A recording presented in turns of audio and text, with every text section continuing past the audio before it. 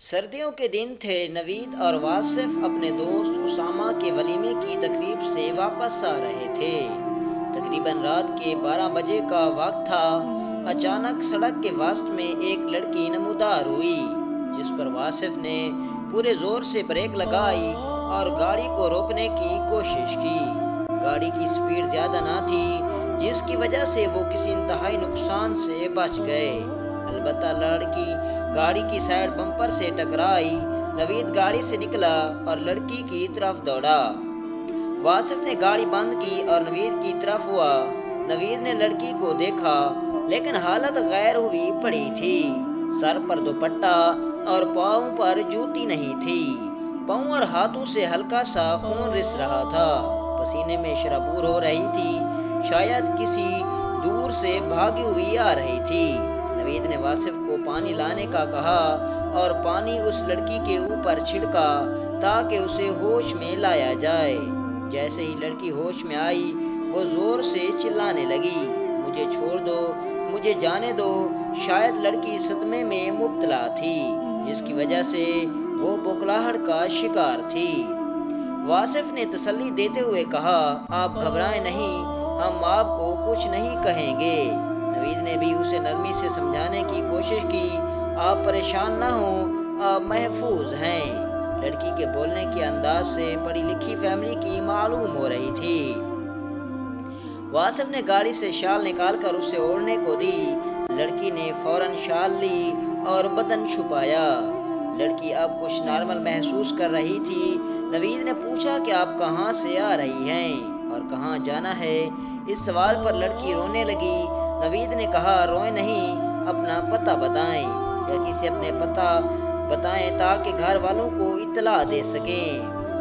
لڑکی زوروں قطار روئے جا رہی تھی اور کسی سوال کا جواب نہیں دے پا رہی تھی۔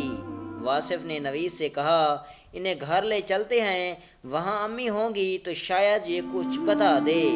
اسی کشمکش میں ایک بج چکا تھا۔ نوید نے لڑکی کو گاڑی میں بیٹھنے کا کہا۔ پہلے لڑکی ڈرتے ہوئے انکار کرتی رہی، پھر نوید کی تسلی دینے کے بعد اٹھی اور لڑکھڑاتی ہوئی گاڑی میں پیچھے جا بیٹھی۔ اسے چوٹ بھی لگی تھی۔ واصف نے گھر کال کر کے ساری صورتحال سے آگاہ کیا۔ جیسے ہی گھر پہنچے تو واصف کی والدہ گاڑی کی طرف ہوئی اور اس لڑکی کو گاڑی سے نکالا، اسے کمرے میں لے گئے اور پہننے کے لیے کپڑے دیے۔ کپڑے تبدیل کرنے کے بعد کھانا کھانے کے لیے دیا تو وہ روتی جا رہی تھی۔ واصف کی والدہ نے بڑے پیار سے دلاسا دیا کہ وہ ہر طرح سے محفوظ ہے، فکر کی ضرورت نہیں۔ لڑکی کو ان کی باتوں سے حوصلہ ہوا اور وہ کھانا کھانے کے بعد ایسے سوئی کہ مدتوں سے جاگی ہو، اور ان مدتوں میں سے ایسے ہی نیند کا انتظار تھا۔ واصف کی والدہ بھی اس کے پاس سو گئی تھی۔ اگلی صبح اسے ناشتہ کروایا اور دریافت کیا، بیٹی کون ہو، کہاں سے آئی ہو؟ اس نے کہا، میں اچھے پڑھے لکھے خاندان سے ہوں، میں بی ایس سی کی طالبہ ہوں۔ میری ملاقات ایک لڑکے سے فیس بک پر ہوئی جو آہستہ آہستہ محبت میں بدل گئی۔ یہی جذبات اس لڑکی کی طرف سے بھی تھے۔ اس نے شادی کے لیے کہا، لیکن گھر والے نہیں مانے۔ میں اس کے کہنے پر گھر چھوڑ آئی، اس کے بتائے ہوئے پتے پر پہنچی تو وہ مجھے اپنے ساتھ ایک کوارٹر میں لے گیا جہاں اس کے مزید دوست بھی تھے۔ وہاں پہنچ کر مجھے اس لڑکے کے گھٹیا اور دردن سے بھرے جذبات کا علم ہوا، جو سن کر میں بالکل ہی بکھر گئی۔ وہاں سے میں بھاگنے میں کامیاب رہی، البتہ مجھے گھر واپس جانے کا راستہ معلوم نہیں تھا۔ اسی اثناء میں لڑکا اور اس کے دوست میرے پیچھے آئے۔ میں جنگل کے راستے خاردار جھاڑیوں سے بھاگتے ہوئے میں روڈ پر پہنچی جہاں پر آپ کے بیٹے کی گاڑی سے ٹکرا گئی۔ آنسو کا سمندر اس کی آنکھوں سے چھلک اٹھا۔ واصف کی والدہ نے اسے سینے سے لگایا اور تسلی دیتے ہوئے کہا، بیٹا خدا کا شکر کرو، تمہاری حرمت قائم ہے۔ اپنے کسی عزیز کا نمبر دو تاکہ ان کو تمہاری موجودگی کی اطلاع دیں، وہ پریشان ہو رہے ہوں گے۔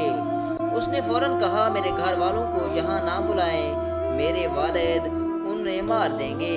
واصف کی والدہ نے تسلی دیتے ہوئے کہا، ایسا کچھ نہیں ہوگا، ہم تمہارے ساتھ ہیں۔ لڑکی نے نمبر دیا۔ واصف نے اس کی والدہ کو ساری صورتحال سے آگاہ کیا۔